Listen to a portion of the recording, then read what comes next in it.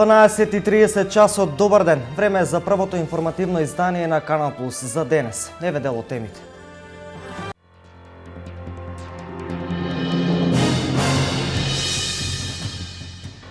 Од октомври годинава пензиите ќе бидат повисоки за 5%, најави премиерот Никола Груевски при вчерашната посета во Охрид.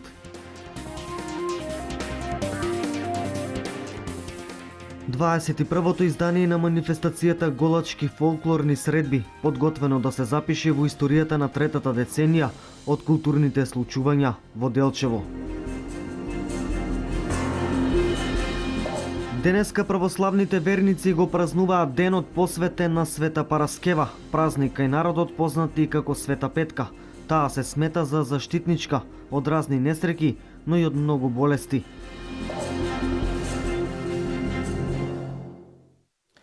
Премиерот Никола Груевски при вчерашната посета на Охридскиот регион најави дека од септември годинава, односно во октомври, пензиите ќе бидат повисоки за 5%. Предвидено е и во буџетот е исто така програмирано ова есен септемвриската пензија што се зима во октомври да биде повисока за 5%. Се уште не сме донели одлука, но доста е веројатно дека ќе одиме со линеарно зголемување, што ќе значи под прилика 600 до 630 денари зголемување за секој пензионер. Како што и сами кажавте, ние речиси секоја година вршиме зголемување на пензиите. До сега се зголемени за над 67%. Делегати од Србија, Словенија и Турција вчера беа на средба кај градоначалникот на Делчево Дарко Шехтански по повод размена на меѓусебна култура и економска соработка. Продлабочување на соработката на културно, но и економско поле беше целта на денешната средба на делегациите од Турција, Словенија, Србија и Македонија. Во кабинетот на градоначалникот Дарко Шехтански се сретнаа делегациите, меѓу кои присутни беа и градоначалниците на општините Газиемир, Избратимената, Борнова, од Измир, Република Турција, кои споделија искуства, но и една меѓусебна соработка со градоначалникот на општина Делчево. Güzel bir kentiniz var. Много хубаво градче имате. Bizi davet ettiğiniz için de teşekkür ederiz. И нас што не сте канили, затоа на вас благодариме за каната. Bundan sonra inşallah kardeşliğimiz artarak devam eder. Dostluğumuz artarak devam eder. Од сега натаму побратимињето и понатаму ќе продолжи. Ben de hem kendilerini hem çalışanlarını hem buranın halkını her zaman Gazi'mde, İzmir'de görmek isteriz. И јас, како градоначалник на Газиемир, било вашата општина, сите ги кануваме. Еден успоменат градоначалник Олдун Атила од Борново. Господин Ерай 2 пати идете овде. Много мило е да нашата делегација дошле ни сме овде. Јас се надевам дека овие денови во кои што заедно ќе се дружиме, ќе ви овозможиме убави моменти, да го видите Делчево во убав сјај, да ја видите Македонија во убав сјај и ова да го на некој начин продолжиме во годините кои што се пред нас, да стане некоја традиција на редовни среди. На заедничката средба тие си разменија подароци карактеристични и со традиција од своите општини. Инаку посетата на меѓународните делегации во Делчево е по повод 21-то издание на манифестацијата Голачки фолклорни средби. 21-то издание на манифестацијата Голачки фолклорни средби, подготвено да се запише во историјата на третата деценија од културните случувања во Делчево. Почнувајќи од вчера, во Делчево се реализира манифестацијата на која ќе има учесници од повеќе држави од Балканот. Главната манифестација е вечерва во предвечерието на празникот Свети Пантелеймон на планината Голак. Се собираат повеќе од 5000 посетители. Од општина Делчево ги повикуваат сите љубители на планината да бидат дел од оваа манифестација.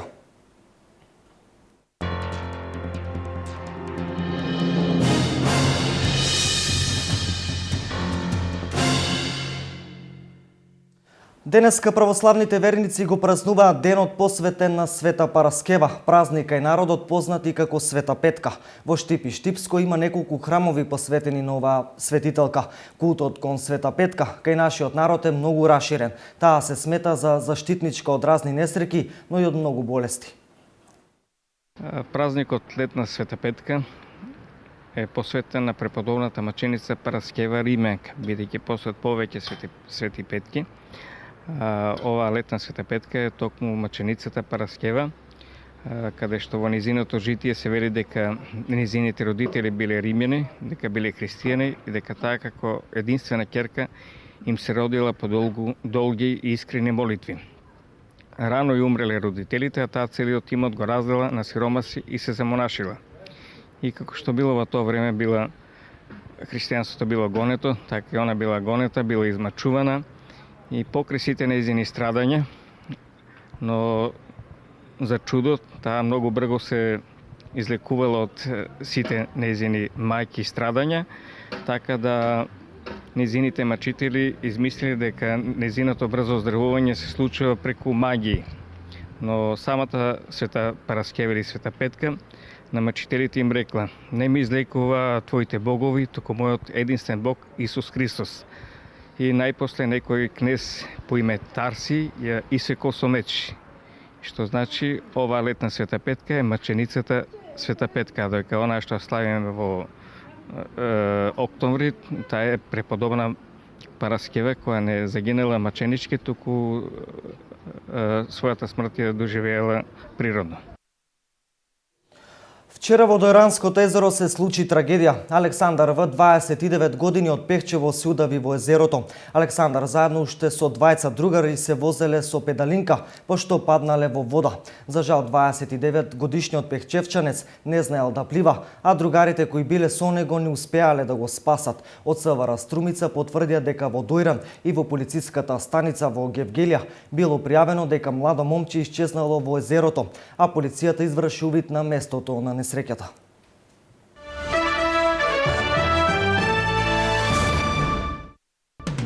Најмалку 4 лица загинаа, еден се води како исчезнат при налетот на тајфунот Соуделор во Тајван. Поради невремето во Тајван денеска останаа затворени поголем број јавни институции и компании, а откажани се и десетици летови од тајванските аеродроми. Регистрирани се и прекини и застои во поморскиот и во железничкиот сообраќај. Соуделор, кој е најсилниот тајфун во реонот на Тихиот океан оваа сезона, предизвика и прекини на електричната енергија за околу 2 милиони стамбени објекти.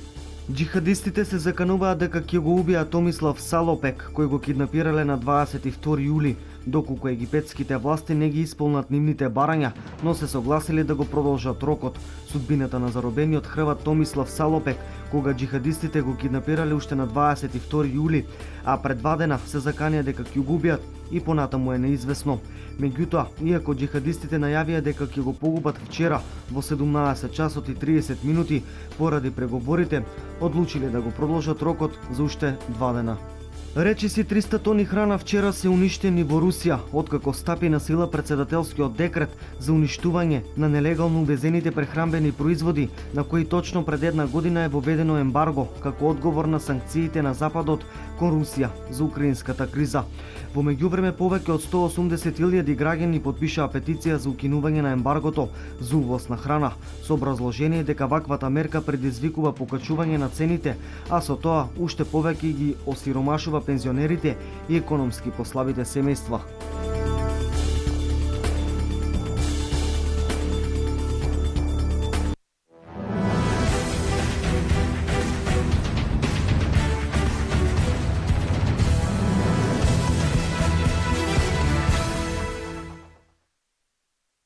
Македонската кошаркарска репрезентација го победи Израел со 75-58 во првиот контролен надпревар во рамките на подготовките за настап на Европското првенство. Во салата на спортскиот центар Билјанин извори во Охрид, селекцијата предводена од Маријан Србиновски успешно го мина првиот тест, откако постојано доминираше против екипата на Израел, кои на крајот мора да се соочат и со поголема негатива од 17 поени. Костовски со 14 поени беше наефикасен во македонскиот состав, додека Илиевски и Дамјан Стојановски го завршија надпреварот со 9 реализирани поени. Македонија денес на истата локација во рамките на турнирот ќе одигра контролен надпревар и против селекцијата на Украина.